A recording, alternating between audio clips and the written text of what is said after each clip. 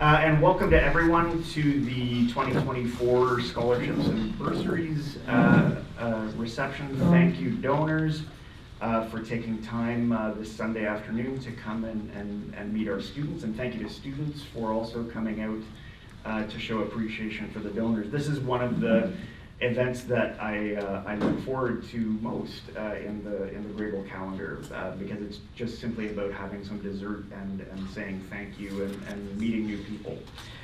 My name is Marcus Shantz. I'm the president here at Conrad Grebel. I think we have around 150 people here today, which is an impressive turnout.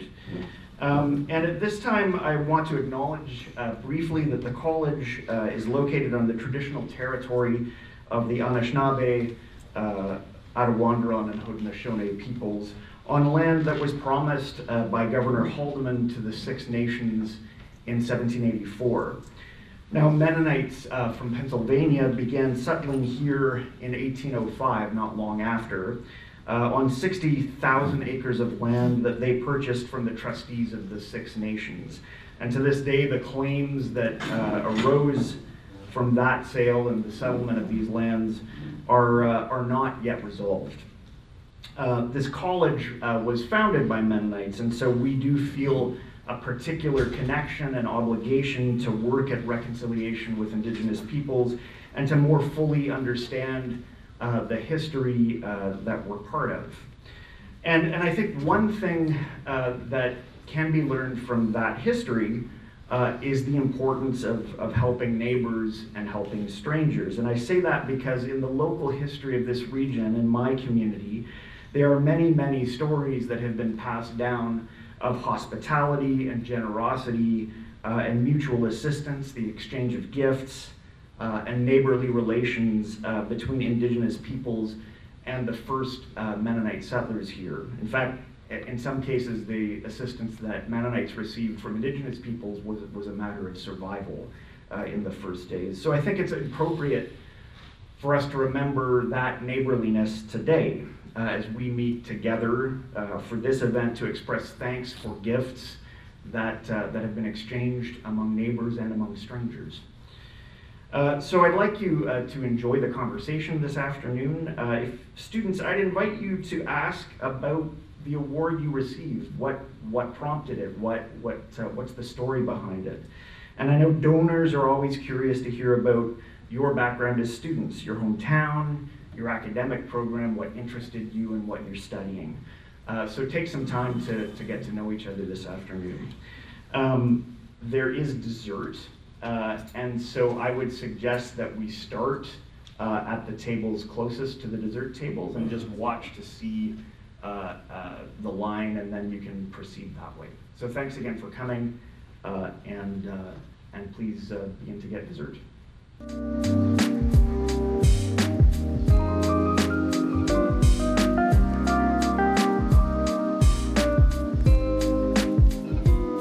don't like interrupting your conversations, but we have a schedule for the program, so we'll move along. But I hope you've had some time to get to know each other a little better. Just some introductions right now. First of all, and some thanks. First of all, thank you to our food services team led by Gabby Damert for the desserts today.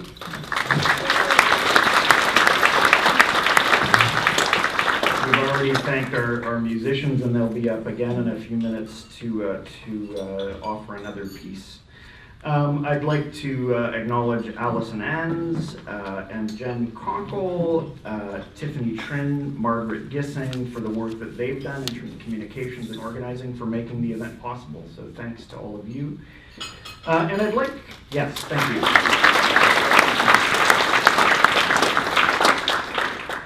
And I'd just like to note that there are a number of faculty and staff who are here representing departments and programs. And so if you hear your name, just wave or maybe take a bow. Kate Steiner is here from our music department. Raina Neufeld is the chair of our PACS department. Carol Penner is the chair of theological studies. Jesse Reeser-Rempel is our director of student services, and Gemma Ritter-Rampersand is also here. we like hyphenated names that begin with R in student services, so Ricker, Rampersand, and Reeser Rempel. Is Troy here? Yes, Troy, our dean, is over there. And Sarah Cressman, this deserves a bit of a pause. Sarah Cressman is our finance director who also chairs the Scholarship and Bursaries Committee. There are a lot of you, which means there's a lot of scholarships and a lot of things to work through. So thank you very much, Sarah, for all the work you do as chair of scholarships and Bursaries.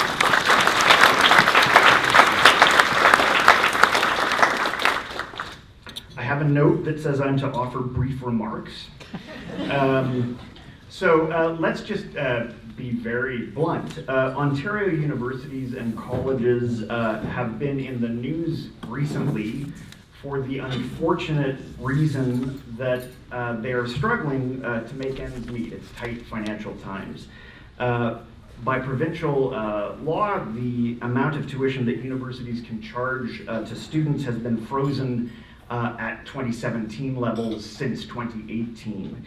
And so that, you'd think that that would be good news for students, and it is for many students, but it does create a strain in the system that is intended to teach them. And it also wasn't good for everybody. So when tuition was frozen, there were also significant changes to the Ontario Student Assistance Program, and those changes eliminated the most generous kinds of support for the most financially needy students.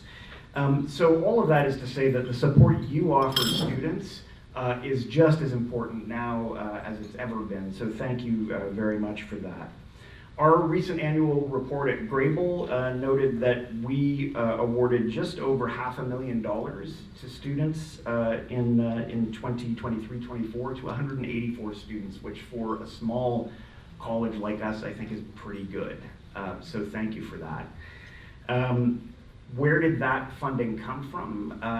Just over half, 277,000, came from endowments. So and it wasn't like that 10 or 15 years ago. So over the last 10 years, the amount of funding that's come from endowed, like permanent endowments, has increased dramatically, and that's something we feel very good about because it's a sustainable source of funding over the long term. Another 110 or so came from annual donations to specific scholarships. And then another about 120 was funded through operations. So that means it was funded through our general operating fund, which is supported by our Grebel's annual fund. And that, in addition to supporting those awards, supports other things like our library and archives, our chapel programs, and other things that aren't funded by the government, but that kind of make Grebel a special place. Like all universities in Ontario, we are in a tight financial time right now. And so at the risk of being too on the nose or prevailing on your generosity over much, I'd simply say that if you're looking for a place to allocate any of your charitable givings for this year, that annual fund might be a worthy cause, and it will go to supporting these students. So thank you for listening to that. We always like to be able to announce new awards. So there's one new award called the Woodwind Award, and that is intended to encourage students who play woodwind instruments to participate in our studio program. It's given to students enrolled in music studio for woodwind instruments, have auditioned for the music department, and have demonstrated excellence in musicianship and the ability to perform on a woodwind instrument such as saxophone, clarinet, bassoon, oboe, or flute. So many thanks for that to Ernest Kalwa and Alicia De Laurentiis.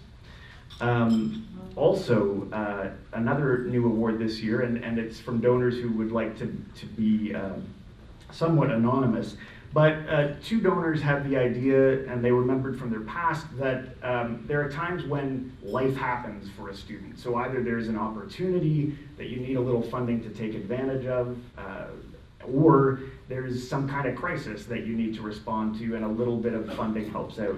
So there's a special bursary that's been established this year for that very purpose, to help a student who may have a particular need that arises or a particular opportunity that they need a little help taking advantage of. So we won't name the donors, but thanks both for the Woodwind Award and for that scholarship to the new donors.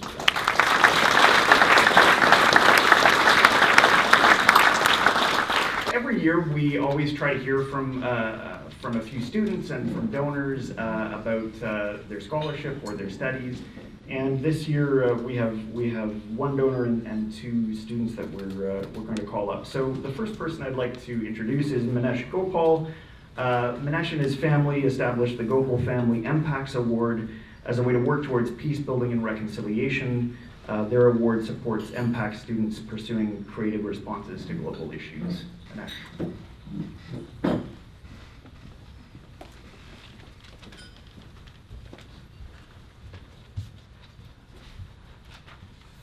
Thank you, Marcus, and thank you to Allison for the invitation.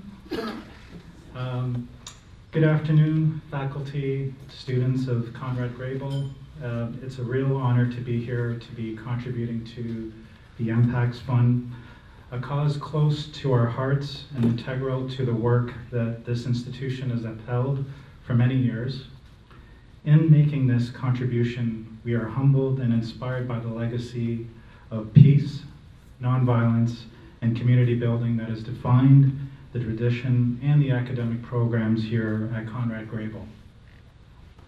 Our support is rooted deeply in our belief in the power of peace building and the role that academic institutions like Conrad Grebel play in shaping the leaders of tomorrow. Leaders who not only envision a world free of conflict, but also possess the knowledge and skills to make this vision a reality. At the heart of our gift is a profound respect for those who have dedicated their lives to nonviolence and for the visionaries who inspire us to walk in the path of peace. And perhaps no one embodies this commitment to nonviolence more powerfully than Mahatma Gandhi. Gandhi's life, work, and enduring legacy reminds us of the transformative power of peace and the resilience it demands. Gandhi was not only a political leader, but was a moral leader who believed in the inherent worth of every individual. He taught us that peace is not merely the absence of war, it is a proactive, sometimes challenging commitment to justice, respect, and compassion.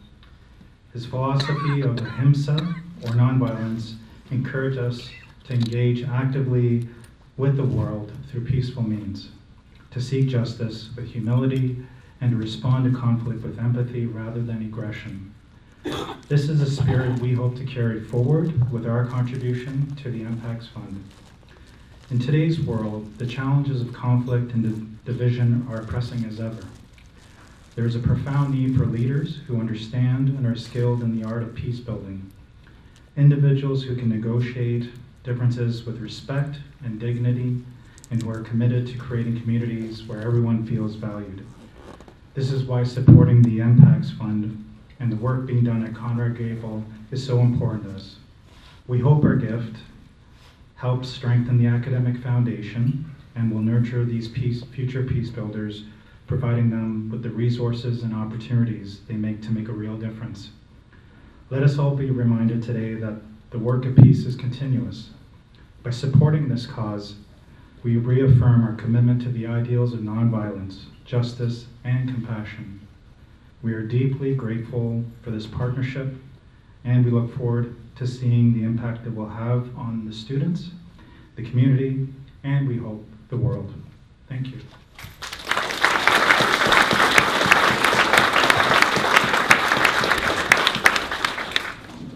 Next, I'd like to invite Nuhu Abdul Malik, who is a Master of Peace and Conflict Studies student from Nigeria.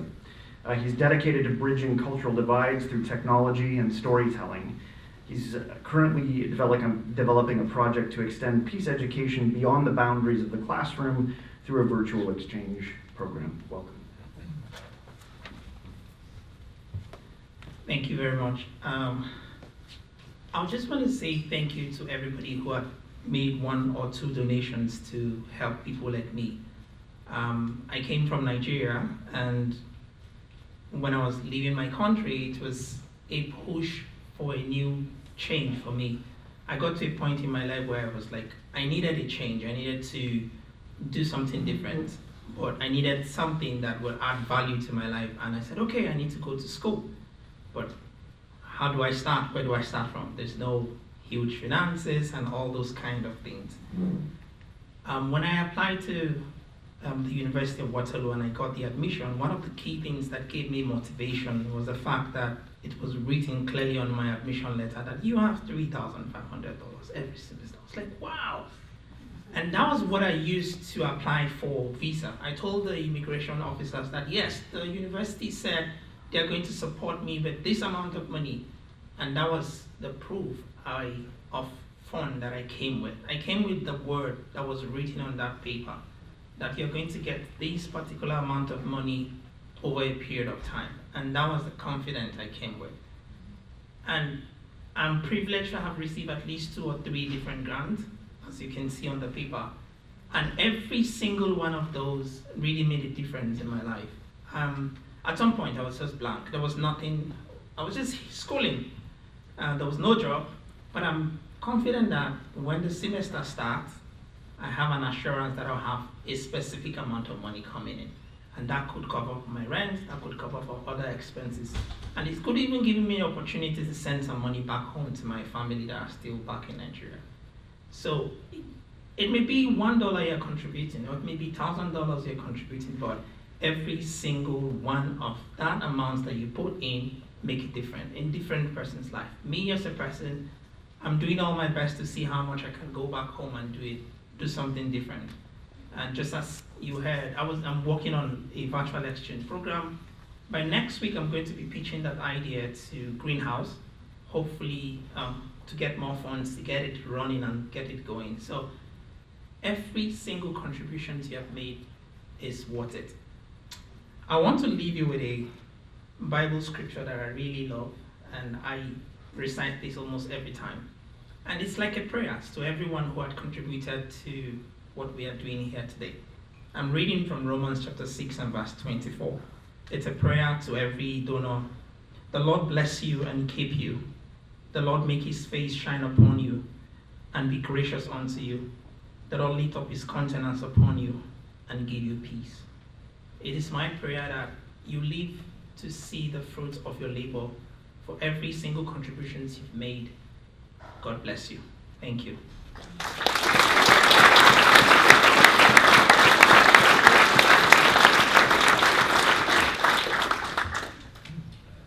And lastly, I'd like to invite Maddie Singh, who's a biomedical sciences student from Caledonia, studying at Waterloo and living at Grebel's residence.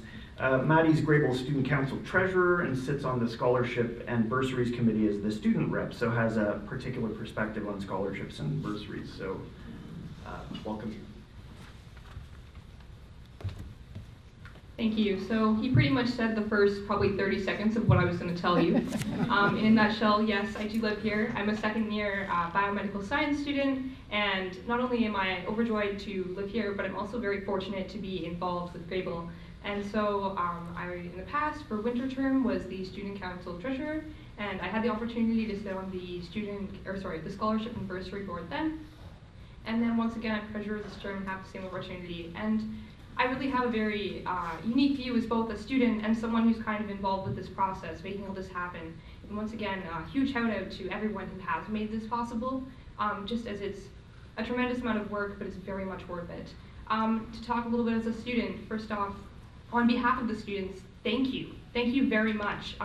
We appreciate it, and I don't think 1,000 thank yous would be enough. This really just helps us in the little things and the big things. Your generosity means a lot to us. And second off, I just want to kind of mention, in terms of the students, thank you all for doing what you've done to get here. Thank you for really working very hard and being, I would say, worthy of these. Not only is it brought on by the generosity of the donors, but also you've all worked very hard to get here. And so thank you all, and have a lovely day.